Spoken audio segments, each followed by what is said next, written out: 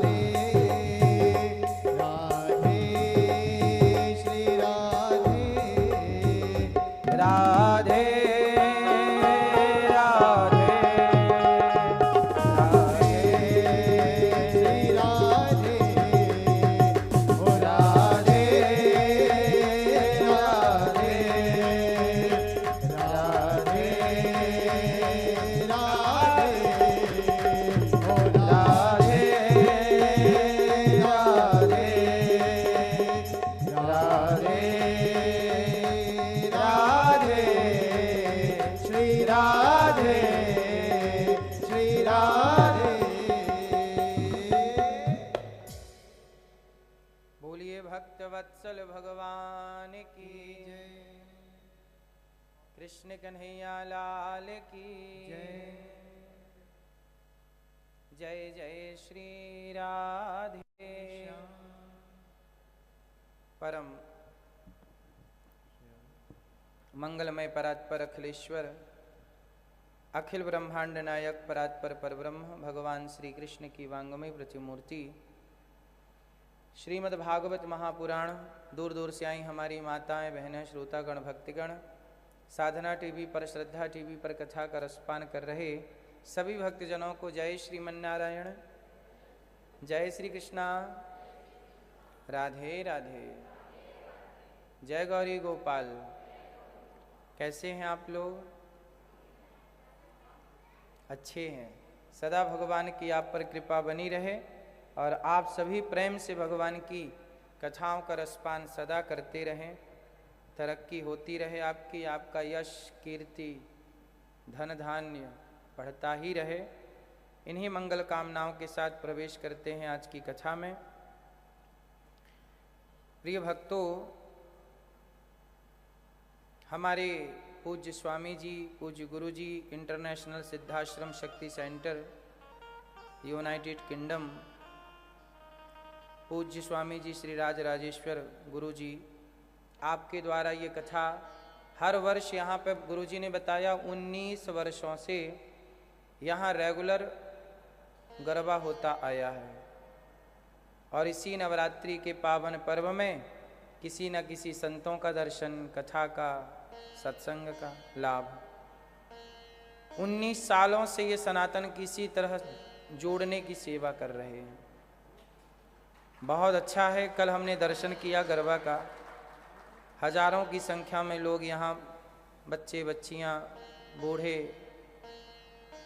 सब लोग कथा की गंगा के बाद शाम को झूम रहे हैं मस्ती से माँ भगवती के चरणों में। इतना अच्छा आयोजन सनातन को एकजुट करने का प्रयास पूज्य गुरु जी का है। सराहनीय है, अति सराहनीय है। ऐसे काम कोई संत ही कर सकता है, कोई महापुरुष ही कर सकते हैं। कोई व्यक्ति विशेष सबके हित की नहीं सोच पाता, पर आप सोच रहे हैं। बहुत साधुवाद के पात्र हैं गुरु जी। आज इस कथा में हम सब गुरु जी के कारण ही यहाँ सब इकट्ठे बैठकर कथा सुन रहे हैं। कथा अच्छी लग रही है आप लोगों को? मैया आपको?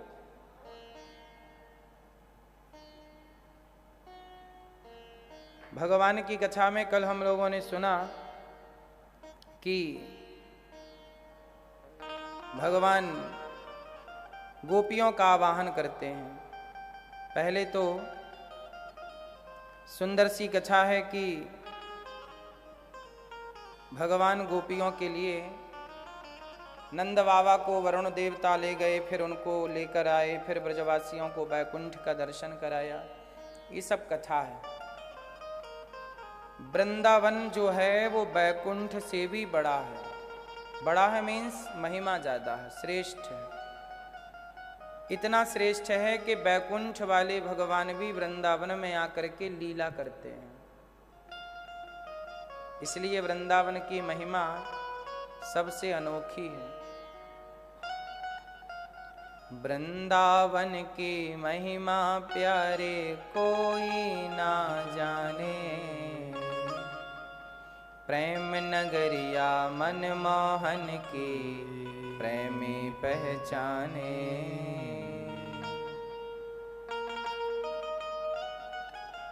वृंदावन की महिमा निधिवन जी में जहाँ कन्हैया रास रचाते हैं, प्रेम भरी अपनी बांसुरिया आप बजाते हैं।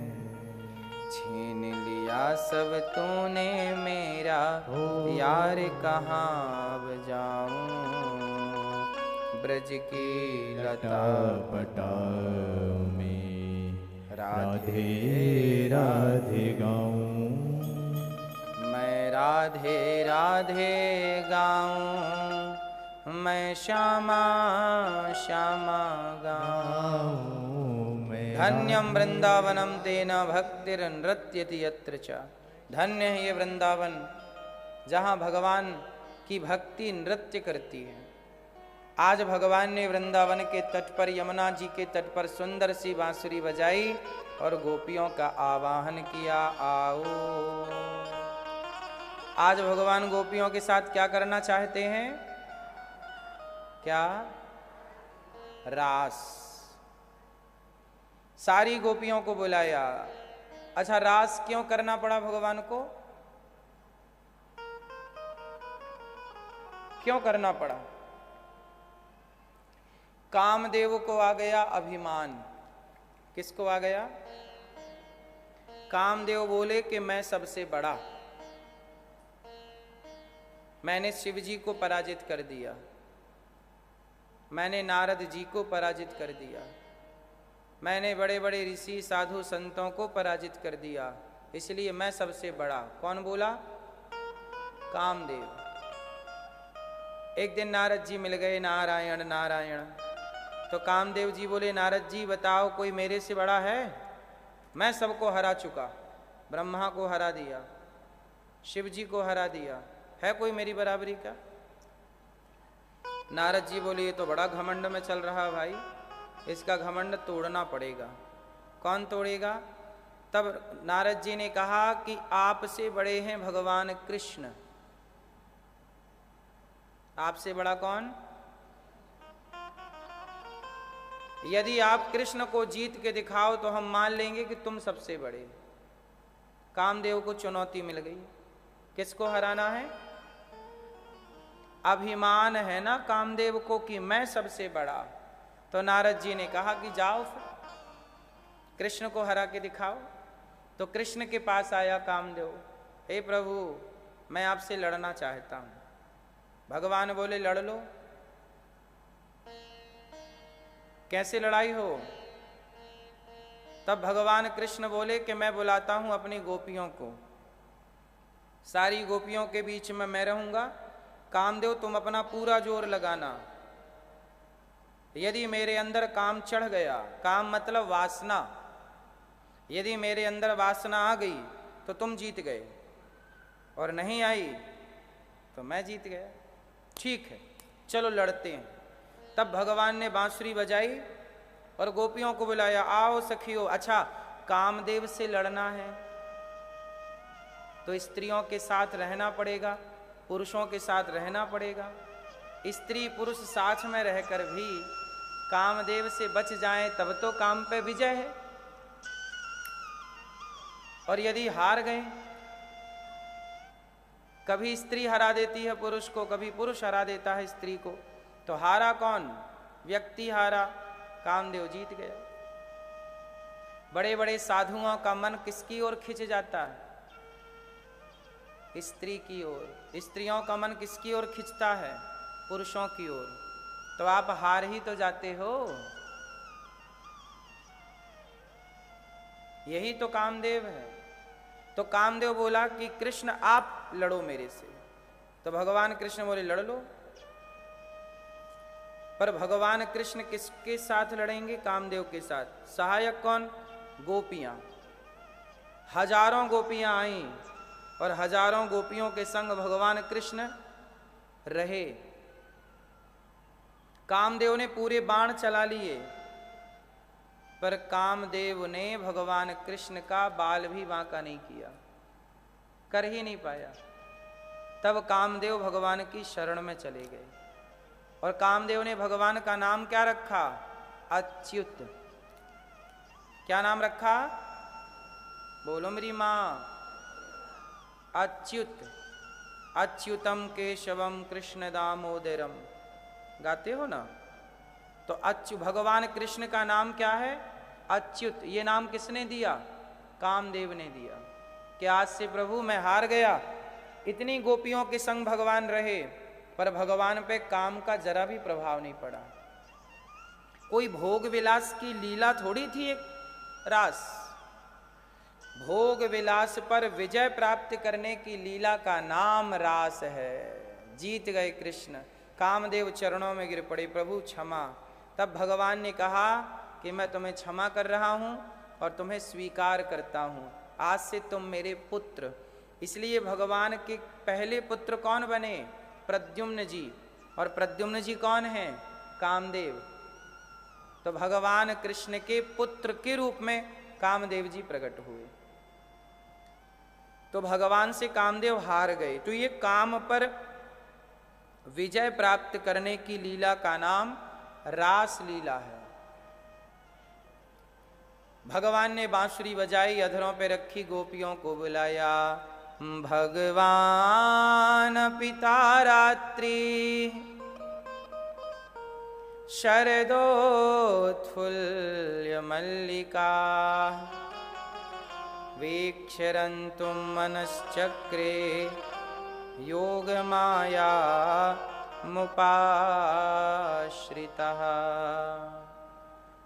भगवान पिता रात्रि शरदोत्फुल्ल मल्लिका। आज भगवान ने शरद पूर्णिमा की रात्रि में बांसुरी बजाई और गोपियों का आवाहन किया, आओ सखियो, आज हम तुम्हारे संग रास रचाएंगे। क्या रचाएंगे मेरी मां? सब गोपियां आ गईं। एक सखी गाय दोह रही थी, दुहन्त्यो भी अयो काश्चित दोहम हित्वा समुत्सुकाः। छोड़ दिया काम, दौड़ पड़ी, कृष्ण बुला रहे हैं, हे कृष्ण। गोपियों ने सब छोड़ दिया, दूध पीते बालक को छोड़ दिया, पति को, परिवार को, सबको छोड़ दिया। किसके लिए?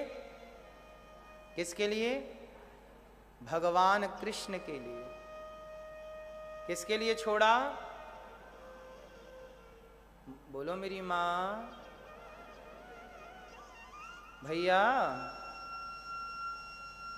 किसके लिए छोड़ा भगवान?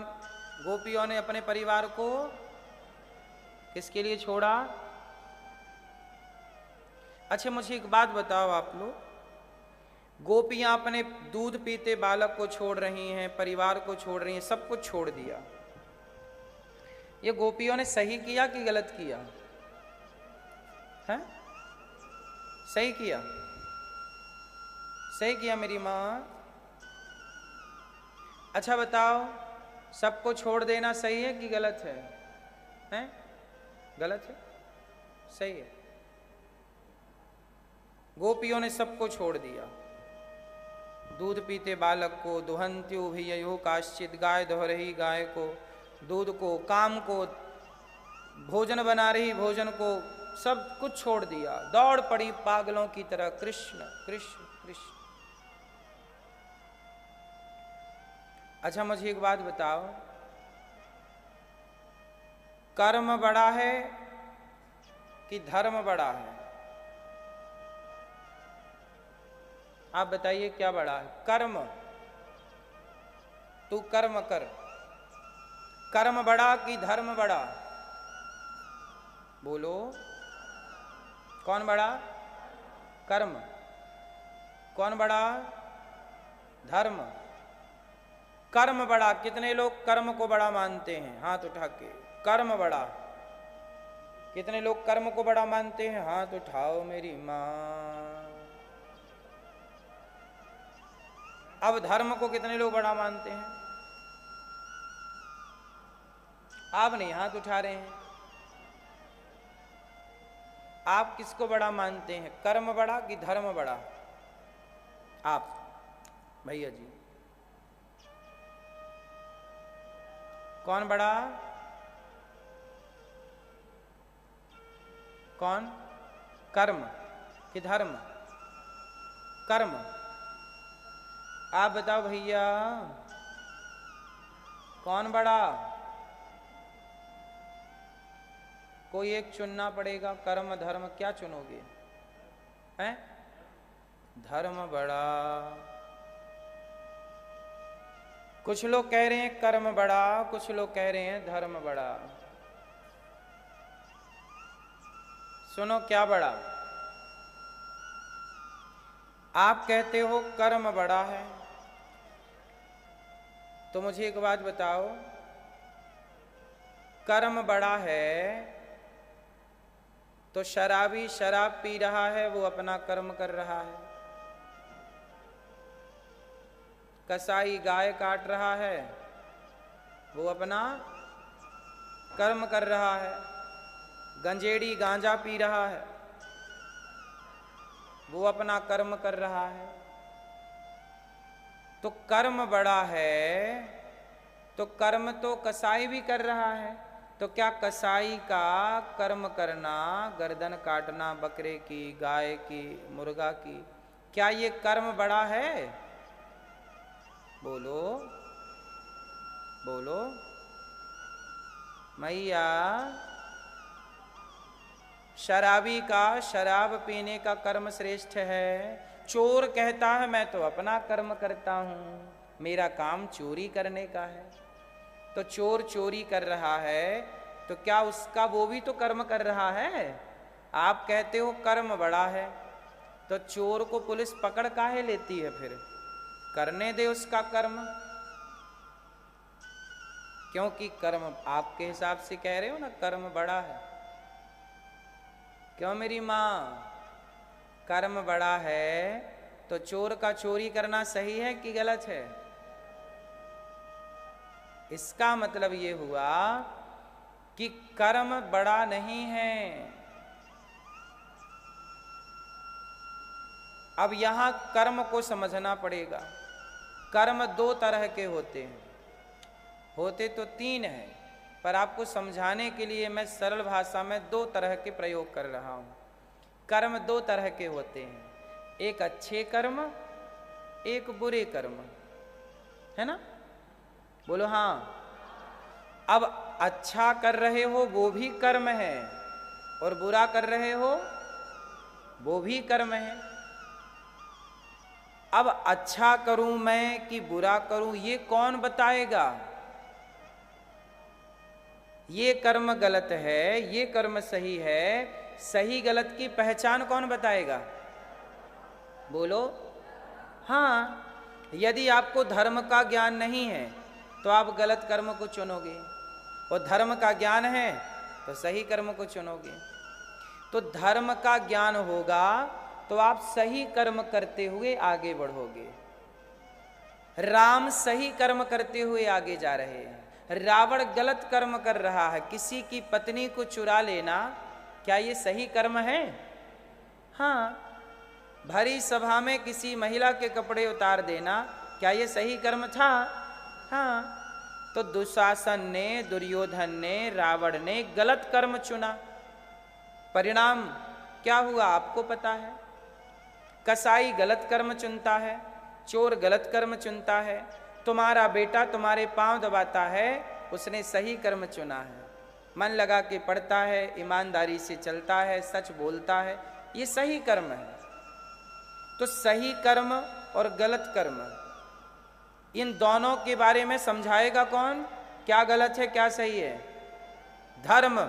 इसलिए जिसके भीतर धर्म है वही सही कर्म कर सकता है, जिसके भीतर धर्म का नॉलेज नहीं है वो सही कर्म नहीं कर सकता। अब लोग मांस खा रहे हैं। मांस क्यों खा रहे हैं? गाय का मांस खा रहे, बीफ खा रहे हैं लोग। बोलो हाँ, खाते हैं कि नहीं? खाने वाले लोग मांस खा रहे हैं। अब बताइए, क्या मांस खाना सही है कि गलत है? गलत है। पर वो गलत कर्म कर रहे हैं ना। क्यों कर रहे हैं? क्योंकि उन्हें धर्म का ज्ञान, काश धर्म। आप, एक आदमी झूठ बोल रहा था। क्यों बोल रहा था? क्योंकि उसे धर्म का नॉलेज, धर्म को जानने वाला, धर्म को मानने वाला झूठ कैसे बोल सकता है? उसका दिल धड़कने लगेगा जोर जोर से यदि वो झूठ बोलेगा तो। बोलो हाँ। धर्म का ज्ञान नहीं है तो आप झूठ बोल, आप झूठ इसलिए बोलते हैं क्योंकि आपको धर्म का ज्ञान नहीं है।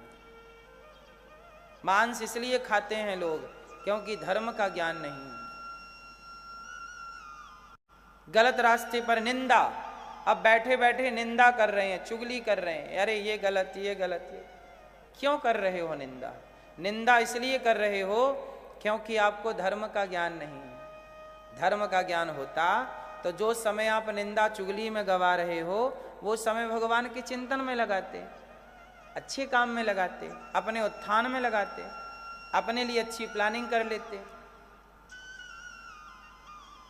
इसलिए क्या बड़ा हुआ?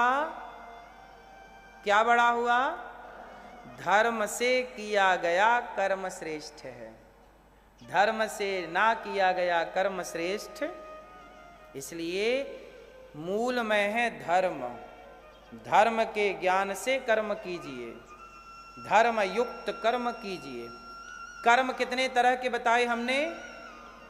2 तरह के। कौन कौन से? बुरा कर्म, अच्छा कर्म। बोलो हाँ। अब ये दोनों कर्म क्या बनेंगे? पाप और पुण्य। पाप किसे कहते हैं? मैं ये बताओ, पाप किसे कहते हैं? पाप किसे कहते हैं? आप बताओ। हाँ, पाप किसे कहते हैं? हैं?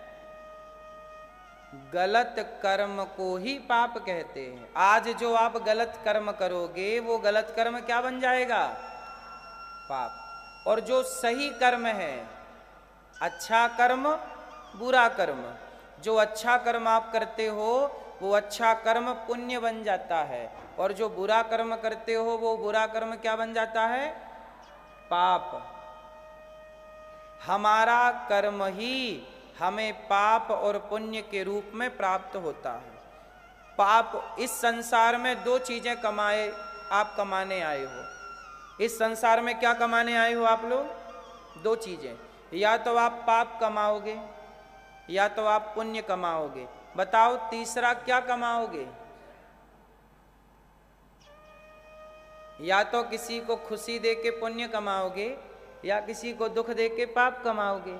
किसी की जान बचा के पुण्य कमाओगे या किसी की हत्या करके पाप कमाओगे। या सच बोल के पुण्य कमाओगे या झूठ बोल के पाप कमाओगे।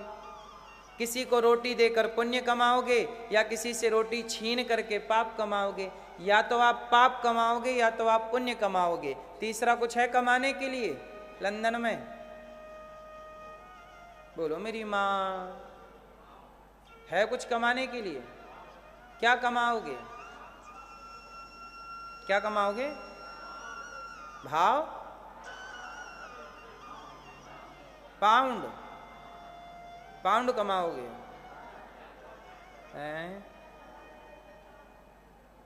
पाउंड भी तो पाप से कमाया जाएगा या पुण्य से कमाया जाएगा? पैसा, पैसा भी आप या पाप से कमाओगे या तो पुण्य से कमाओगे। पुण्य से मतलब या तो आप झूठ बोल के कमाओगे तो पाप होगा, सच बोल के कमाओगे तो ईमानदारी से कमाओगे, पाउंड तो पुण्य है। बेईमानी से पाउंड कमाओगे तो मतलब कुल मिला के पाप या पुण्य ही कमाओगे आप। तीसरा कुछ नहीं है कमाने को। पैसा भी तो ईमानदारी बेईमानी से कमाते हैं लोग, तो वो पाप पुण्य तो हो गया कि नहीं? लोग नहीं कहते यार ये तू पैसा कमा जरूर रहा पर तेरा पाप का पैसा है। लोग कहते हैं तेरी पाप की कमाई है। अब जैसे किसी का कारोबार है गाय काटने का, बकरा काटने का, तो बकरा काट के भी तो वो पैसा कमा रहा है, पर वो पैसा कौन सा पैसा है? पाप का पैसा है। और कोई मजदूरी कर रहा है, पसीना बहा रहा है, ईमानदारी से काम करता है 8 घंटे, और 8 घंटे का ईमानदारी का कमाता है, तो बताओ उसका पुण्य का हुआ? तो कमाई दो ही है, या पाप या पुण्य। इसलिए कहता हूं बुरा कर्म करोगे पाप कमाओगे। बुरा कर्म ही पाप पाप कोई कमाता नहीं है, बुरा कर्म ही पाप बन के आपके पीछे पड़ जाता है। पाप कभी साथ नहीं छोड़ता, पुण्य कभी साथ नहीं छोड़ता। मेरी परछाई कभी मेरा साथ छोड़ेगी? ऐसे आपके द्वारा किया गया पाप, आपके द्वारा किया गया पुण्य आपकी परछाई बन के आपके साथ रहेगा। मैं बार बार उदाहरण दे के समझाता हूं कि दशरथ जी ने श्रवण कुमार को मार दिया। श्रवण कुमार के माँ बाप तड़प तड़प के मर गए, दशरथ जी से पाप हो गया। प्यासे माँ बाप मारे गए तड़प तड़प के, श्रवण मर गया। श्रवण पानी लाने गया था अपने अंधे माँ बाप के लिए, प्यासे थे उसके माता पिता। माँ बाप ने कहा बेटा जरा पानी ला दो, हमें प्यास लगी है। तो पानी लेने गया था, पानी भर रहा था घड़े में कि दशरथ जी ने बाण मार दिया। बताओ बूढ़ा बाप प्यासा था कि नहीं? बूढ़ी माँ प्यासी थी कि नहीं? और श्रवण मर गया। जब श्रवण मरा तो अंधे को पता चला, अंधी को पता चला, श्रवण के माता पिता को, कि हमारा तो बेटा मर गया, दशरथ जी के हाथ का पानी नहीं पिया। और बेचारे दोनों तड़प तड़प के मर गए। अब बताओ ये दशरथ जी से पुण्य हुआ कि पाप हुआ? हाँ, अब ये पाप जो हो गया ना, अब ये पाप दशरथ जी के साथ आ गया। इस पाप ने दशरथ जी का पीछा, इस पाप ने बदला लिया। लिया कि नहीं? कब लिया? दशरथ जी ने श्रवण को मारा तो श्रवण के माता पिता तड़प तड़प के मर गए। तो जब राम वनवास गए तो दशरथ जी भी तड़प तड़प के मर गए, हिसाब बराबर। जो तुमने आज कर्म किया है वो पाप बन के तुम्हारे संग रहेगा, या अच्छा किया है तो पुण्य बन के संग रहेगा, और वो पुण्य तुम्हारी रक्षा करता रहेगा। यदि अच्छा किया है तो पुण्य बन के तुम्हारी परछाई की तरह साथ रहे, वो पुण्य तुम्हारी बाल बाल रक्षा करेगा। और पाप है तो वो बदला लेगा। भगवान के बाप को भोगना पड़ा दंड, भगवान के पिता का पीछा नहीं छोड़ा इस पाप ने। हमारा पाप हमारा पीछा छोड़ देगा, आपका पाप आपका पीछा छोड़ देगा। इसलिए मेरी माँ, बेटा बेटी को पैसे तो बांट दोगे, पर जो तुमने पाप कमाए हैं ना पैसे के लिए, वो पाप तुम्हारी परछाई बन के रहेगा। भीष्म पितामह का पाप उनके संग रहा। उन्होंने एक सांप को कांटों के ढेर में फेंक दिया था, वो पाप पितामह के पीछे पड़ गया, पड़ गया। और फिर भीष्म पितामह को बाणों की सैया में लेटकर वो पाप चुकाना पड़ा। बोलो हाँ कि ना? आपको क्या लगता है? आपको बड़ा कष्ट हो जाता है, शारीरिक कष्ट, पारिवारिक कष्ट, सब कुछ है महाराज, फिर भी बड़ी तकलीफ है। ये तकलीफ क्यों आ गई अकस्मात? तुम्हारे पाप प्रकट हो गए। जो परछाई बन के साथ थे अब वो तुम्हारी खोपड़ी पर चढ़ गए, और तुम्हारे पापों का दंड तुम्हें मिल रहा है तुम्हारी बीमारी के रूप में। इतने अच्छे अच्छे डॉक्टरों को आपने दिखाया पर बीमारी जाने का नाम नहीं ले रही है। इतना पैसा खर्च कर दिया आपने, दुनिया भर में दिखाया, अमेरिका जापान लंदन में दिखा लिया, पर बीमारी ठीक नहीं हो रही है। इसका मतलब वो बीमारी नहीं है, वो पाप ही तुम्हारी बीमारी के रूप में है, उसे भोगना पड़ेगा। डॉक्टरों के बस में होती तो चली जाती ना अब तक। बोलो हाँ। इसलिए मेरी माँ, तुम्हारा पाप तुम्हें भोगना पड़ेगा। इसलिए कहता हूं पाप करने से डरो, मोबाइल चलाने से बचो,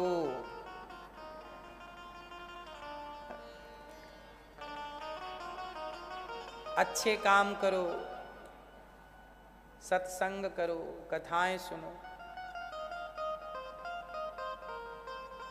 सही है कि गलत है?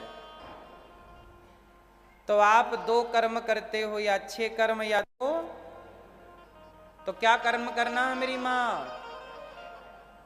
बुरा ना करना। गोपियों ने सब छोड़ दिया, कर्म छोड़ दिया, कृष्ण को पाना धर्म है, धर्म नहीं छोड़ा। सब छोड़ देना सही है, पर भगवान को छोड़ देना सही। प्राण जाए तो जाए,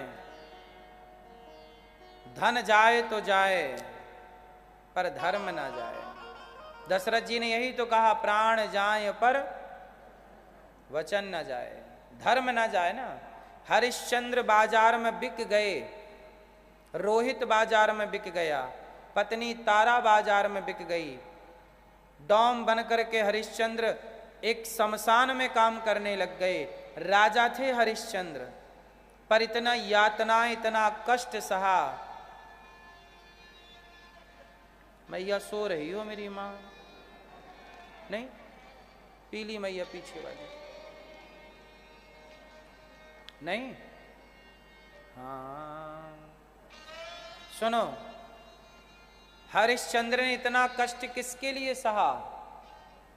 बाजार में बिक गए, नहीं बिके? किसके लिए? बेटा बिके तो बिक जाए, पत्नी बिके तो बिक जाए, मैं बिकूं तो बिक जाऊं। खुद को बेच दिया। राजा थे हरिश्चंद्र, शमशान में मुर्दा जलने आते थे ना, तो मुर्दा जलाने का टैक्स लेने का काम हरिश्चंद्र को मिला, डॉम ने खरीदा। आज भी हरिश्चंद्र घाट काशी में है, आज भी उनका वो शमशान घाट है जहां पे उन्होंने काम किया।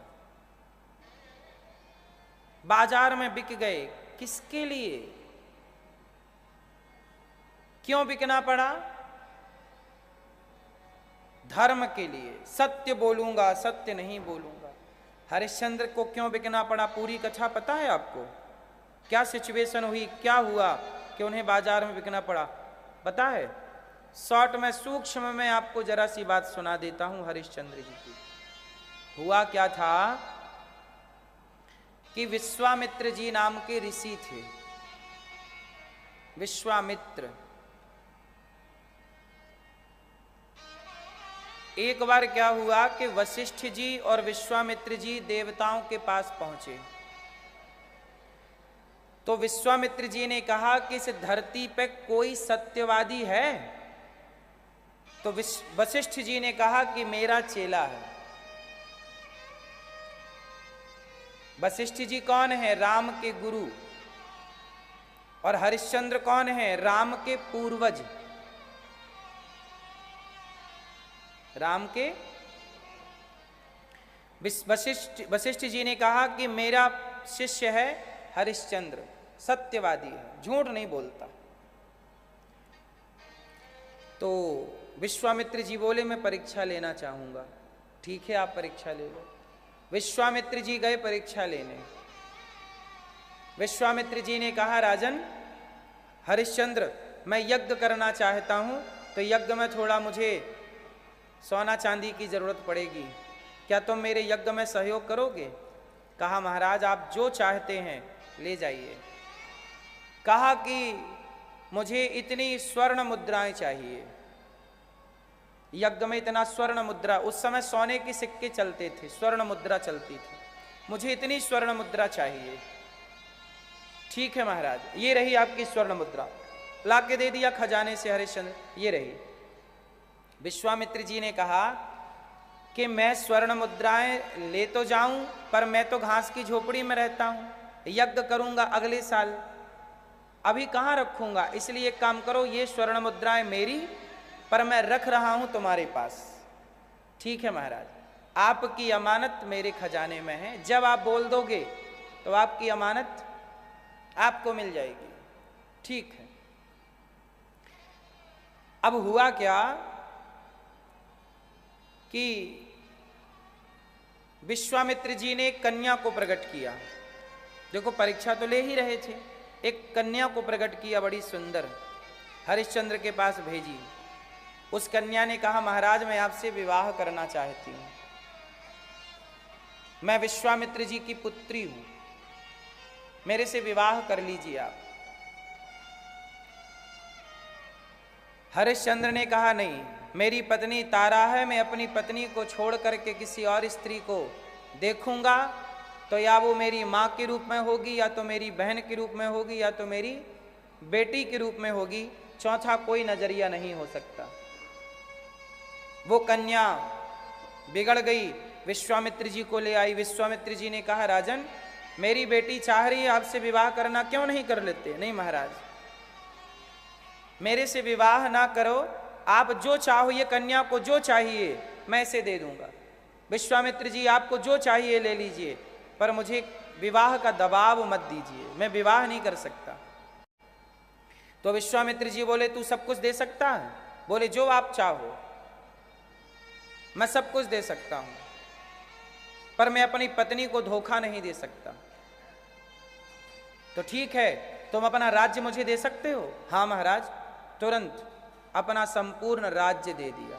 विश्वामित्र जी राज्य को स्वीकार कर लिए और विश्वामित्र जी बोले सुनो, ये राज्य आज से हमारा, अब तुम जाओ, लेकिन जाने से पहले ये बताओ अब मेरे यज्ञ की डेट आ गई है, वो जो तुमको मैंने धन दिया था वो धन वापस करो। वो स्वर्ण मुद्राएं? बोले महाराज वो तो खजाने में है। बोले राज्य दे दिया है, लेकिन जो मेरा वाला धन था यज्ञ करने के लिए तुमने दिया वो कहाँ है? अब कहाँ से लाएं? अब तो राज्य दे चुके हो, राज्य के भीतर खजाने थे तो वो सब चला गया। अब बोले महाराज मुझे 1 महीने का टाइम दो। तो एक साधु का ऋण चुकाने के लिए हरिश्चंद्र काम मांगे, पत्नी तारा, कपड़े उतार लिए, इनके सामान्य कपड़े पहन के ये दर दर भटकने लग गए। सब राज्य छिन गया, सब चला गया, पत्नी बेटा सब दर दर की ठोकर खाने लग गए। महीने का आखिरी दिन आ गया, संत का ऋण नहीं चुका, क्या बिना चुकाए मर जाएंगे? तो गंगा जी में डूब करके मरने का प्लान करने लग गए। तब तारा ने कहा महाराज आप ऐसा मत करो, मुझे क्यों नहीं बेच देते बाजार में? तारा ने अपने को बेच करके कुछ पैसे हरिश्चंद्र को दिए, रोहित ने अपने को बेच कर कुछ पैसे दिए, इन्होंने भी अपने को बेचा और उतना स्वर्ण मुद्राएं प्राप्त की जितनी जरूरत थी, और उन्होंने विश्वामित्र जी को दिया और खुद बिक गए। चाहते हरिश्चंद्र तो बोल देते कि नहीं देता मैं राज्य, मैं नहीं दूंगा, आप क्या कर लोगे? लेकिन नहीं, सत्य ना जाए। इनके बेटे को सांप ने डस लिया, रोहित को, और इनकी पत्नी तारा, जब सांप डसा बच्चे को, उड़ाने के लिए कफन का टुकड़ा नहीं था, उठा करके गोद में लाई, शमशान में तो कम से कम दफना दूं या चिता पे जला दूं। उसी शमशान में हरिश्चंद्र काम करते थे। जब उन्होंने देखा कि तो मेरा बेटा है, रोहित है, पत्नी से कहा कि अच्छा दोनों बिक गए थे, दोनों अलग अलग जगह पे चले गए थे, वर्षों बाद मिलना हुआ, तो मिलना भी कैसा हुआ? पुत्र की मृत्यु हो गई थी। रोहित 5-6 साल का था, सांप ने डस लिया। सोचिए, जब रोहित मरा तो हरिश्चंद्र ने कहा कि इस शमशान में आपको चिता पे जलने नहीं दिया जाएगा इस बच्चे को, या दफन नहीं होने दिया जाएगा, क्योंकि यहाँ का नियम है कि पहले टैक्स देना पड़ेगा। पत्नी से कहा पहले टैक्स दो। तारा बोली मेरे पास कहाँ, मैं तो बिक चुकी हूँ। महाराज जी आपका बेटा है, आप अग्नि दे दो इसे। नहीं, मेरा बेटा ये था, पर अब मैं किसी का नौकर हूँ और मेरा मालिक का अधिकार मेरे ऊपर है, उसने पैसे से खरीदा है, अब मैं इस पुत्र की अंतिम क्रिया नहीं कर सकता, इसे यहाँ जलने की इजाज़त नहीं दे सकता। ये सारी बातें जब आप पढ़ोगे ना हरिश्चंद्र का उपाख्यान, तो आंखों से आंसू रोक ना पाओगे। धर्म के लिए, सत्य के लिए बाजार में बिक गए। अच्छा संयोग देखिए कि वो तारा शमशान में खड़ी बेटे की लाश लेकर और तारा को जिसने खरीदा था उसके घर हो गई संयोग से चोरी। तो उसे लगा कि मेरी दासी ही चोरी करके भागी है। राजा को शिकायत की तो राजा ने आदेश दे दिया कि उस महिला की हत्या कर दी जाए। अब सेना आई और तारा को पकड़ लिया, बोले इसने पंडित जी के घर चोरी की है, इसकी दासी थी, चोरी करके भागी। अब तारा को मृत्यु दंड मिल गया। अब सोचो बेटा मरा पड़ा है और हरिश्चंद्र के आगे उनकी पत्नी को मारा जा रहा। तब डोम आ गया। डोम मतलब जिसने हरिश्चंद्र को खरीदा था, उसने कहा, राजा ने उसी डोम को आदेश दिया कि इस महिला की हत्या कर दो, इसे सिर काट दो इसका। तो डोम ने हरिश्चंद्र को तलवार पकड़ाई कि ये रही तलवार, जरा इस महिला की हत्या कर दो। अब सोचिए, हरिश्चंद्र के सामने बेटा मरा पड़ा है और पत्नी को मारने का आदेश मिल गया, किसे मार दो। हरिश्चंद्र जी के हाथ कांपने लग गए। कौन अपनी पत्नी पे तलवार चलाएगा? कांपने लग गए। पत्नी बोली, स्वामी हाथ ना कपाइए, बेटा चला गया तो आ जाएगा, पत्नी चली गई तो फिर दूसरी पत्नी आ सकती है, पर स्वामी आपका धर्म चला गया तो नहीं आएगा, इसलिए धर्म की रक्षा कीजिए स्वामी, पत्नी की रक्षा मत कीजिए, जाने दीजिए। हरिश्चंद्र ने तलवार उठाई और जब आगे बढ़ाई तो विश्वामित्र जी अब तड़प गए। बस कर बेटा बस कर। प्रकट हो गए वहां भगवान, प्रकट हो गए। वाह हरिश्चंद्र, जब तक ये धरती रहेगी सत्यवादियों में तुम्हारा ही नाम होगा। इसलिए जब भी कोई सच की बात करता है तो हरिश्चंद्र की ही बात की जाती है कि हरिश्चंद्र जैसा सत्यवादी, इतना सत्य कि उस सत्य के लिए बिक गए। ऐसे रक्षा होती है, त्याग करना पड़ता है। आजकल हम लोग त्याग जरा भी नहीं करते और सोचते हैं सब कुछ मिल जाए। बिना त्याग किए कुछ नहीं मिलता। भारत में फांसी के झूलों पर झूले हैं तब जाके आजादी मिली है, बिना झूला झूले आजादी नहीं मिली मेरी माँ। हाँ, फांसी के फंदों पर लटके हैं, चूम करके उस फंदे को, तब जाके आजादी मिली है। हरिश्चंद्र जैसे लोग बाजार में बिके हैं तब जाकर के सत्य की स्थापना हुई। राम जैसे लोग जंगल में भटके हैं तब जाके मर्यादा पुरुषोत्तम कहलाई और मर्यादा की स्थापना हुई। आज उसी मर्यादा को, उसी सत्य को हम लोग स्वीकार करने को तैयार नहीं।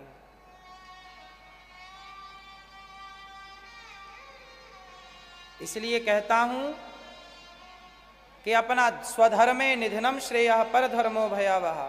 कहते हैं धर्मो रक्षति रक्षिता, जो धर्म की रक्षा करता है धर्म उसकी रक्षा करता है। इसलिए प्राण जाएं तो जाएं, धर्म नहीं जाना चाहिए। इसलिए प्राणों से बड़ा कोई है तो धर्म है, प्राणों से भी बड़ा कोई है तो, इसलिए मेरी मां धर्म का पालन करो। मोरध्वज नाम के एक राजा हुए हैं। क्या नाम था? मोरध्वज। एक बार अर्जुन ने कहा, धर्मराज युधिष्ठिर ने बहुत बड़ा यज्ञ किया, तो अर्जुन ने भगवान कृष्ण से कहा कि प्रभु मेरे भाई से बड़ा कोई दानी है? तो भगवान कृष्ण मुस्कुराए, कहा अर्जुन तुम्हारे भाई का तो नाम दूर दूर तक नहीं है, तो सबसे बड़ा दानी कौन है? भगवान कृष्ण बोले सबसे बड़ा दानी है मोरध्वज।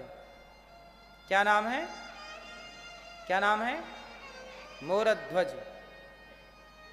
अर्जुन बोले चलो परीक्षा लेके आते हैं। तो भगवान कृष्ण और अर्जुन दोनों ब्राह्मण का रूप बनाए और मोरध्वज के द्वार पर गए।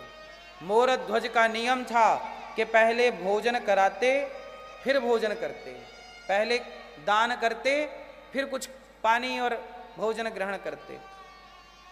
आज भगवान कृष्ण और अर्जुन पंडित जी बन के आए और कहाँ पहुंचे? मोरध्वज के द्वार पर। अच्छा, भगवान के साथ ना एक शेर भी था। यमराज को बुला लिया, यहाँ जरा शेर बन जाओ। तो बूढ़ा शेर बन गए कौन? यमराज जी।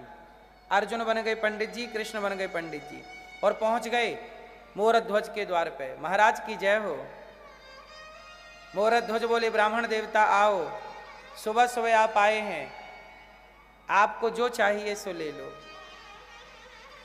तो भगवान कृष्ण बोले कि हे मोरध्वज, हमने सुना है तुम बहुत बड़े दानी हो, क्या आज हम जो मांगेंगे हमें दोगे? मोरध्वज ने कहा कि आप मेरे प्राण मांग लीजिए, मैं प्राण दे दूंगा। राज्य मांग लीजिए, राज्य दे दूंगा, आप कहिए तो कहा भगवान कृष्ण बोले कि मुझे और कुछ नहीं चाहिए, वो हमारा शेर बाहर खड़ा है, बड़ा भूखा है, थोड़ा बूढ़ा हो चुका है, बस आप उसका पेट भरने की व्यवस्था कर दीजिए। मोरध्वज बोले ये कौन सी बड़ी बात है, आपके शेर का पेट मैं भर देता हूं। हाँ महाराज, कैसे भरोगे? क्योंकि शेर का पेट भरने के लिए किसी को मारना पड़ेगा। क्यों जी? किसी को मारना पड़ेगा ना, बकरे को मारना पड़ेगा। मांस कहां से लाओगे? बिना किसी को मारे तो मांस मिलेगा नहीं। और मोरध्वज किसी की हत्या करना पाप समझते थे। तो भगवान बोले कि कैसे पेट भरोगे शेर का? हमारा शेर भूखा है, बूढ़ा हो गया, दांत टूट गए हैं, बहुत भूखा है। मोरध्वज बोले मैं अपना मांस अपने आप को परोसूंगा आपके शेर के आगे। सोचिए, राजा बोल रहा है कि मैं अपना, ब्राह्मणों को वचन दिया है जो मांगोगे दूंगा, उसका नियम था आप जो मांगोगे दूंगा। क्या मांग लिया? मांस चाहिए शेर का पेट भरने के लिए, तो मैं अपने को परोस देता हूं, आपका शेर खा जाएगा। भगवान कृष्ण बोले ब्राह्मण बन के आए ना। ब्राह्मण पंडित जी बोले कि नहीं महाराज, आपका मांस हमारा शेर नहीं खाएगा, आप थोड़ा बूढ़े हो गए हैं, आपका मांस थोड़ा कड़ा है ना, हमारा शेर बच्चे का मांस खाएगा। सुना है कि आपका बेटा है, और आप यदि अपने बेटे का मांस हमारे शेर को परोस देंगे तो हमारे शेर का पेट भर जाएगा, वरना भूखा मर जाएगा।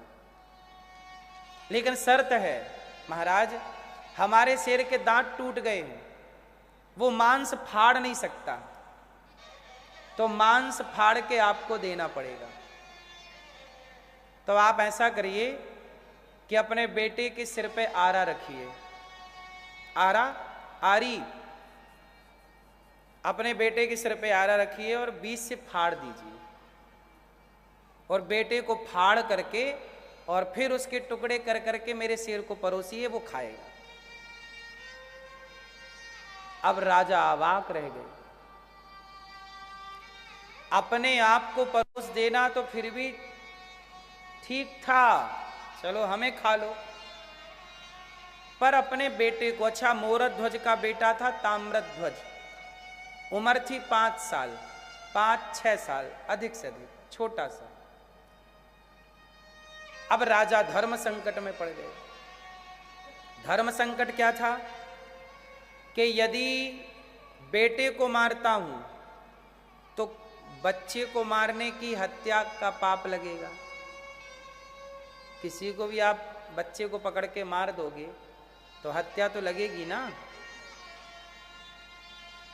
तो क्या करें? यदि नहीं देते तो ब्राह्मणों को दिया हुआ वचन हमारा मिथ्या हो जाएगा। छोटा सा बालक वहीं खड़ा था, सब कुछ सुन रहा था। तब मोरध्वज का बेटा ताम्रध्वज बोला, पिताजी आप घबराइए ना, मैं आपका बेटा हूं, और पुत्र का धर्म होता है कि वह पिता के धर्म की रक्षा करे, पिता के वचन की रक्षा करे। मोरध्वज आया और मोरध्वज ने, ताम्रध्वज आया, खड़ा हो गया, पिताजी मुझे काट दीजिए। आरा लाया गया, आरी सिर पे रखी गई, काटेगा कौन? भगवान बोले, ब्राह्मण बोले कि आप दोनों पति पत्नी को यह काम करना पड़ेगा, आपकी पत्नी को बुलाइए। मोरध्वज की पत्नी आई। अब सोचिए, माँ बाप खड़े हैं, बीच में बेटा खड़ा है और उसके सिर पे आरा चलाना। चलाइए, है आपकी हिम्मत? चला सकते हैं आप आरा? नहीं। मोरध्वज चाहते तो बोल देते कि मैं ये वचन नहीं देता, मैं नहीं दूंगा आपको अपने बेटे का मांस, शेर तुम्हारा भूखा है, मेरा लेना है ले लो, बेटे का नहीं दूंगा। पर नियम क्या था, जो मांगोगे वो दूंगा। तो मांगा ये गया है तो दे करके अपना वचन पूरा करो, या फिर असत्यवादी बन के रहो। नहीं दोगे तो क्या बन जाओगे? असत्यवादी। और दोगे तो क्या बनोगे? सत्यवादी। अब वो 5 साल का बच्चा भी बोला कि ठीक है मैं तैयार हूं, मेरे पिता के वचन की रक्षा होनी चाहिए। पुत्र पुत्र पुत्र तब माना जाता है जब वो पिता के धर्म की रक्षा करे। यदि आप अपने पिता के धर्म की रक्षा नहीं करते तो किस बात के पुत्र हैं? लो भैया, रानी ने जब सब हाल सुना, बेटे के सिर पे आरा चलाना था, रो पड़ी, मां रो पड़ी। और जब रोई तो भगवान बोले खबरदार महाराज, एक शर्त और है, यदि आपकी आंखों से आंसू आए या रानी जी की आंखों से आंसू आए तो हमारा शेर तुम्हारे बच्चे का मांस ग्रहण नहीं करेगा। आरा चलाना है पर शर्त है कि आप रो नहीं सकते। अब आरा पकड़े राजा, आरा पकड़ी रानी, चला रही। और जैसे ही एक बार चलाया तो बच्चा बोला मां एक बार रुक जाओ, मैं अभी आया। बच्चा दौड़ के गया, अंदर से रुई लेके आ गया, कॉटन, कान में ठूंस दिया मां के और पिता के। मां बोली बेटा ये कान में रुई क्यों लगा रहा है? तब बच्चा बोला, ताम्रध्वज बोला कि मां जब तुम्हारा चलाओगी शायद मैं दर्द से चिल्लाऊं, मैं चीखूं, कहीं मेरी चीख तुम्हारे कानों में ना चली जाए। यदि मेरी चीख आपके कानों में गई तो आप आरा चलाना रोक दोगी, और आरा चलाना रुक गया ना मां तो पिता का धर्म संकट में पड़ जाएगा। इसलिए मैं कितना भी चीखूं चिल्लाऊं, ये रुई लगा लो कान में, मेरी आवाज ना जाए। मैं कितना भी चिल्लाऊं, लेकिन मां आपके हाथ नहीं रुकने चाहिए, क्योंकि धर्म की रक्षा करनी है, पिता के दिए गए वचन की रक्षा करनी है।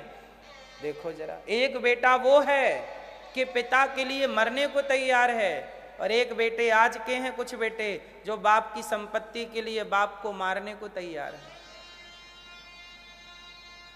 आरा चलाया गया, पिचकारी निकल रही है रक्त की, कहीं मां के ऊपर जा रही, कहीं दीवार पे जा रही। देखते देखते आरा चला, बच्चा 2 भागों में डिवाइड हो गया, फट गया। ब्राह्मण बोले महाराज इसका दाहिना हिस्सा ले जाओ और मेरे शेर को डाल दो, और बायां हिस्सा ले जाके गटर में फेंक सकते हो आप। तब मां की आंखों में आंसू आ गए। भगवान कृष्ण बोले, ब्राह्मण बन के आए, ब्राह्मण बोले क्यों रो रही हो मां? तब मां ने कहा कि महाराज मेरे पुत्र का एक हिस्सा आपके काम आ सका पर दूसरा हिस्सा आपके काम नहीं आ सका, इसलिए आंखों में आंसू आ गए कि मेरे पुत्र का बलिदान पूरा पूरा आपके काम ना आ सका। ठीक है भोजन कराओ। शेर को परोसा गया, दूसरे हिस्से को फेंक दिया गया। शेर खाया, तृप्त हो गया। अब अर्जुन और कृष्ण बोले पंडित जी बनकर आए, बोले हमें भी भूख लगी है, हमें भोजन कराओ। तब आप दोनों भोजन बनाओ महाराज, महारानी जाओ। अब सोचिए बेटे को मार चुके हैं और भोजन बना रहे हैं, लगेगा मन भोजन बनाने में? कोई बना सकता है?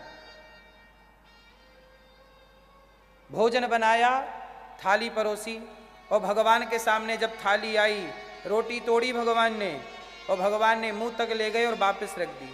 भगवान बोले राजन हम तुम्हारे घर भोजन नहीं करेंगे। क्यों? बोले तुम हत्यारे हो और हत्यारों के घर हम भोजन नहीं करते। तुमने अभी हमारे सामने अपने पुत्र की हत्या की है। राजा बोले महाराज वो हत्या नहीं की, वो तो आपने बोला, तो आपके वचन की पूर्ति थी।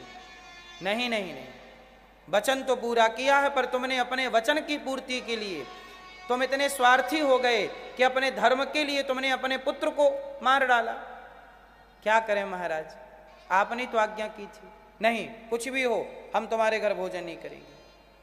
थाली छोड़ी अर्जुन ने और कृष्ण ने, वापस जाने लगे। नहीं तेरे घर नहीं खाएंगे, तू पापी है, तूने पुत्र की हत्या की है, तुम पापियों के गण भोजन नहीं करते। जाने लगे तब मोरध्वज रो पड़ा, अब रोए मोरध्वज। हे बेटा, हे ईश्वर, यदि आज तक मैंने कभी किसी अतिथि को घर से भूखा ना जाने दिया हो, तो हे विधाता, आज पहली बार मेरे द्वार से कोई अतिथि भूखा जा रहा है। हे विधाता, मैंने सदा धर्म का पालन किया है, आज तक मैंने किसी का दिल नहीं दुखाया। हे विधाता, आज मेरी मृत्यु, जिस दिन मैं मरूंगा उससे ज्यादा कष्ट आज मुझे इस बात का है कि मेरे द्वार से कोई अतिथि भूखा जा रहा है। विधाता, मेरे प्राण ले लो, पर मुझे इस धर्म संकट से निकालो, कोई ब्राह्मण, कोई अतिथि मेरे द्वार से भूखा ना जाए। तब रोते हुए, ईश्वर से प्रार्थना करते हुए, प्रभु मेरे धर्म की रक्षा कीजिए। हे नाथ, मैंने आपसे कभी कुछ नहीं चाहा, आज मेरे धर्म की रक्षा कीजिए। आज मुझे कलंक लग गया कि मैंने अपने पुत्र की हत्या कर दी। जोर से आवाज लगाई, हे बेटा ताम्रध्वज, तूने एक बार मर करके अपने पिता के धर्म को बचाया, बेटा एक बार जीवित होकर अपने पिता के धर्म को बचा ले। यदि तू आज नहीं जीवित हुआ अपने पिता के लिए, तो तेरा मर जाना, बलिदान दे देना व्यर्थ चला जाएगा। और जब ये कहा तो अंदर से आवाज आई दौड़ता हुआ, बेटा, पिताजी, मैं मर के भी आपके धर्म को बचाऊंगा और आपके लिए जीवित होकर भी आपके धर्म को बचाऊंगा। दौड़ता हुआ ताम्रध्वज आ गया और मोरध्वज को थामा। मोरध्वज ने देखा मेरा बेटा। जब वहां बेटे को देखा तो वहां केवल बेटा नहीं, वहां भगवान कृष्ण चतुर्भुज रूप में खड़े हो गए। अर्जुन मोरध्वज के चरणों में गिर पड़े, महाराज, आपके जैसा दानी इस धरती पे अब कहां होगा। इसलिए दानी बहुत होंगे, पर दानियों में सबसे श्रेष्ठ दानी कोई है तो मोरध्वज। चरणों में गिर पड़े अर्जुन। भगवान ने कहा, हे मोरध्वज। मोरध्वज ने कहा, प्रभु आप हमारी परीक्षा लेना चाहते थे, क्या आपको हम पर भरोसा नहीं था? भगवान बोले कि मोरध्वज, हमें तो भरोसा था, पर दुनिया को हम कैसे भरोसा दिलाते कि तुम इतने महान हो। हम कहते कि मेरा मोरध्वज महान, कौन मानता, पर आज तुमने सिद्ध कर दिया कि दुनिया में तुमसे महान कौन हो सकता है। इसलिए दानियों में सबसे श्रेष्ठ दानी मोरध्वज। भगवान ने मोरध्वज का बेटा लौटाया। देखो, जब आप धर्म की रक्षा करते हैं ना, तो वही धर्म आपकी और आपके पुत्रों की भी रक्षा करता है। आपके बेटे का कई बार आपने देखा होगा, बड़े से बड़ा एक्सीडेंट होने पर भी, बड़ी से बड़ी मुसीबत आने पर भी आपके प्राण बच जाते हैं। कौन बचाता है? आपने जो पुण्य किए होते हैं वो पुण्य आड़े आकर खड़े हो जाते हैं, वो पुण्य आपकी रक्षा करते हैं। इसलिए कहता हूं कि आप धर्म को ना छोड़िए, वो धर्म आपको नहीं छोड़ेगा, वो आपकी रक्षा जरूर करेगा। पांडवों ने अपना धर्म नहीं छोड़ा तो कृष्ण जाके पांडवों के साथ खड़े हो गए। भगवान, आप इतने लोग यहां बैठे हैं, आप में से जिनके भीतर धर्म होगा, भगवान उसके साथ जाके खड़ा हो जाएगा। हमारे भगवान हमेशा धर्म के साथ खड़े। इसलिए मुसीबत कैसी भी आए, त्याग करना पड़े, बलिदान देना पड़े तो दे दो, पर अपने धर्म का परित्याग कभी नहीं करना चाहिए। आज तो दुनिया में देखो ना, लोग 1000, 2000, 5000 रुपया लेके अपना धर्म बदल लेते हैं, धर्मांतरण कर लेते हैं। जबकि कभी कभी इन लोगों ने सुना कि हमारा देश इन महापुरुषों का था जो बाजार में बिक गए। हरिश्चंद्र बेटे को वारे से चीर कर दान दे दिया, पर देखो अपने धर्म को नहीं छोड़ा। परीक्षाएं तो देनी पड़ेंगी ना, मुसीबत से तो गुजरना पड़ेगा। कौन इस धरती पे ऐसा रहा है जिसके जीवन में संकट ना आया हो? संकट से भागना क्यों है? संकटों से घबराना क्यों है? डट के सामना किया जाए। इसलिए कर्म करिए, पर धर्म से भरा हुआ कर्म करिए। इसलिए कहता हूं दानम दुर्गति नाशनम, दान करना सीखिए। हरिश्चंद्र, मोरध्वज, इन सबकी कथाएं ये बताती हैं कि जीवन में किसी को खिलाकर ही खाने का संकल्प लीजिए। इसलिए दास अनिरुद्ध का भी संकल्प है, गौरी गोपाल आश्रम में जब तक हजारों साधु संत भोजन नहीं कर लेते तब तक ये दास अनिरुद्ध भोजन नहीं करता। हजारों संत पर डे भोजन करते हैं, फिर ये दास भोजन करता है। सुबह 8 बजे से संतों को भोजन बढ़ता है। जब संतों को हम बांट देते हैं, संत भोजन कर लेते हैं, वृद्ध माओं को भोजन प्रसादी हो जाती है, तब ये दास भोजन करता है। जीवन मिला है जानवरों की तरह जीने के लिए नहीं, धर्म को जानने के लिए। आज भगवान गोपियों को बुला रहे हैं, सब छोड़कर गोपियां आईं और गोपियों को भगवान ने जब बुलाया तो भगवान के समीप आ गईं। अब भगवान ने गोपियों के साथ रास रचाना स्टार्ट किया। अब देखो, ना जानने से कितनी बड़ी हानि होती है। भगवान कृष्ण ने गोपियों के साथ क्या रचाया? रास।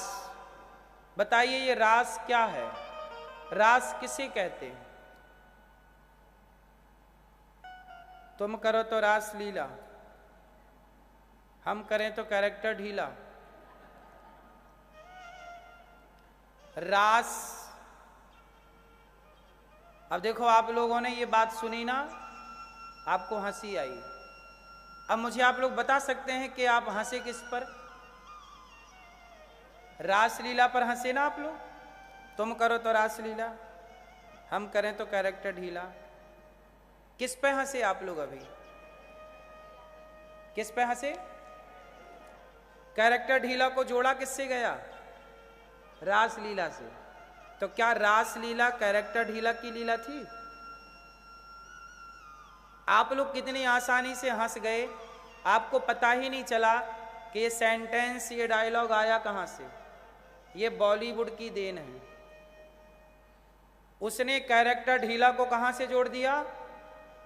रासलीला से। अब आप लोगों से मेरा सवाल है कि क्या रासलीला में कोई कैरेक्टर ढीला जैसी कोई बात हुई थी या काम हुआ था? बोलो। तो अभी आप लोग हंसे किस पे हंसे? भगवान कृष्ण पर हंसे, रासलीला पर हंसे, और आपको पता ही नहीं चला कि आप हंसे किस पर। आप हंसे ना, किस पे हंसे? कृष्ण पर हंसे, कृष्ण की लीला पर हंसे। यही तो बॉलीवुड का जहर है। इतनी सफाई से उन्होंने काम कर दिया कि आपको आज समझ में आ रहा है कि ये क्या हो गया। हम ना समझाएं तो तुम्हें समझ में नहीं आएगी। रासलीला, मुझे एक सवाल आपसे पूछना है कि रासलीला को कैरेक्टर ढीला से क्यों जोड़ा गया? उत्तर दीजिए। तुम करो तो रासलीला, हम करें तो कैरेक्टर ढीला। तो रासलीला को कैरेक्टर ढीला से क्यों जोड़ा गया? इसका क्या कनेक्शन है कोई दूर दूर तक लेना देना? क्यों जोड़ा बॉलीवुड ने? आज तक किसी ने सवाल पूछा बॉलीवुड से? सनातन धर्म को कितना और अपमानित कराओगे बॉलीवुड के द्वारा, फिर भी तुम बॉलीवुड को सिर पे चढ़ा के रखते हो। वो बॉलीवुड जो खुलेआम गुटखा बेचता है, खुलेआम शराब का प्रचार करता है, भगवान पर टिप्पणी करता है, लेकिन आप हैं समझते ही नहीं। और कितना अपमान कराओगे सनातन का। रासलीला क्या है? तुम करो तो रासलीला, हम करें तो कैरेक्टर ढीला। कैरेक्टर ढीला से रासलीला का क्या संबंध है? रासलीला क्या थी? उस रासलीला में जब भगवान गोपियों के साथ रास रचा रहे थे, उस रास में भगवान शंकर आए थे, गोपी बनकर आए थे कि नहीं? बोलो। यदि रासलीला में कैरेक्टर ढीला था तो शंकर जी क्या करने आए थे? वो भी गोपी बनकर। शंकर जी कौन हैं? जिन्होंने कामदेव को जला के भस्म कर दिया। तीसरी आंख खोली, शिव ने क्या खोली? तीसरी आंख। तो कौन जला? कौन जला? जिन भगवान शिव ने कामदेव को जलाकर समाप्त कर दिया, वो शंकर जी कह रहे हैं, हे श्री कृष्ण हमें इस रास में सम्मिलित कर लीजिए। ये रास कोई सामान्य लड़का लड़की का मिलन है क्या? भोग विलास की लीला है क्या? अरे जन्म जन्म से तपस्या करने वाले साधु संत, जब भगवान की उन पर कृपा और करुणा होती है, तब भगवान उन्हें अपनी गोपी बनाते हैं। गोपी मतलब स्त्री नहीं, शिव जी भी गोपी बनकर आए, नारद जी भी गोपी बनकर आए, ध्रुव प्रहलाद भी गोपी बनकर आए। गोपी मतलब एक भाव, गोपी का भाव। उन गोपियों के साथ भगवान ने रास रचाए। जन्म जन्म के तपस्या करने वाले साधु संत गोपी बने। वो गोपियां भक्त थीं, और भक्त और भगवान का जो मिलन था, जैसे मीराबाई ने प्रभु को पति रूप में चाहा, मीराबाई ने किस रूप में भजा? पति के रूप में। अब मीराबाई को भी अगला जब कभी रास होगा तो भगवान उस रास में मीराबाई को अपनी गोपी बना लेंगे। आप में से भी कोई उस तरह की भक्त हो सकती है या हो सकता है, उन सबको अपनी रास लीला में भगवान सम्मिलित करते हैं। और जीवात्मा और परमात्मा का जब मधुर मिलन होता है, उस मिलन का नाम रास लीला है, ना कि कोई भोग विलास है। देखो, देखने का नजरिया है। गालों का चुम्बन करना, गालों को चूमना, गालों को आपकी मां भी चूमती है। क्यों? जब आप अपनी मां के पास जाते हो, और यदि आपकी मां है, अब आप लंदन रहते हो, साल 2 साल बाद यदि आप यहाँ से अपनी माँ के पास गए भारत, तो आपकी माँ आपको गले लगा के आपके माथे को, आपके गालों को चूमती है कि नहीं? यदि है माँ तो बोलो हाँ। बेटी के भी गाल चूमती है, और बेटा कितना भी बड़ा हो जाए, तुम 40 साल के हो गए, मेरी माँ तो अभी भी मुझे गले लगा के मेरे गालों को चूमती है। आपकी भी माँ, आप 50 साल के हो गए, फिर भी आपकी माँ आपके गालों को चूमती है कि नहीं? अब मुझे एक बात बताइए कि माँ अपने बेटे को गले लगा करके, माँ अपने बेटों के गालों को चूमे, तो क्या गलत है? अरे कैसी माँ है, गाल चूम रही है। तो बताइए, क्या गाल चूमना गलत है? चुम्बन करना माँ का बेटे के माथे पे, बेटी के माथे पे, बेटे के गालों में, बेटी के गालों में गलत है? उत्तर दो। जब माँ के द्वारा गालों का चूमना बुरा नहीं है, तो यदि भगवान अपने भक्त को गले लगा करके ध्रुव प्रहलाद के गालों को चूम रहे हों, तो क्या गलत है? तो भगवान की वह लीला है, रास लीला, जिस लीला में भक्त और भगवान का मिलन है। उस मिलन में कोई भोग विलास नहीं है। ये तुम्हें किसने सिखा दिया कि कैरेक्टर ढीला है? ये बॉलीवुड ने तुम्हारे दिमाग में घुसा दिया, और तुमने भगवान कृष्ण की इतनी पवित्र लीला को गलत वे पे लेके चले गए, गलत अवधारणाएं बना के खड़े हो गए। ये रास लीला है।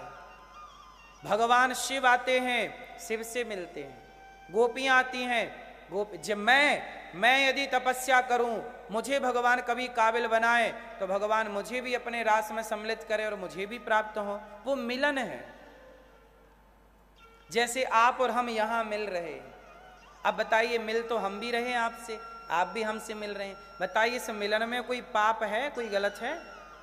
माँ बेटे के मिलन में कोई गलत है? तो भक्त और भगवान के मिलन में गलत कैसे हो सकता है? चलो एक छोटी सी बात और समझा दूं आपको। मंदिर आप जाते हो, तो मंदिर जाने से आपका काम वासना बढ़ती है कि घटती है?